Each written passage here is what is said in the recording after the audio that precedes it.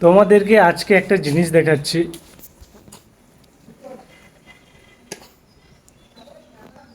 এই যে এখানকার কুয়োগুলো দেখো। একটা কুয়ো দেখো।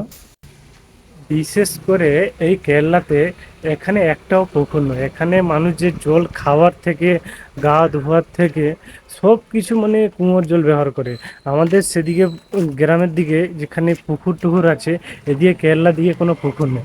এটা পুরো পাহাড় অঞ্চল এলাকা তো, সেই জন্য এখানে পুকুর বলে জিনিসটা কিছু নেই।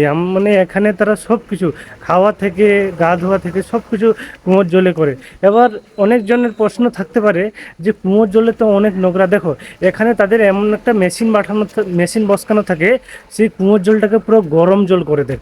এবং গরম জল করলে সে যে কুয়োর যে ময়লা বা কিছু কিছু থাকে, সেটা গরম জলে মরে যায়। এখানে বেশিরভাগ মানুষ এই কুয়োর জলটাকে তুলে গরম জল করে খায়। তো সত্যি মানে কেরলাতে বেশিরভাগ এইসব মানুষ মানে কুয়োর জলটাকে গরম জল করে খায়।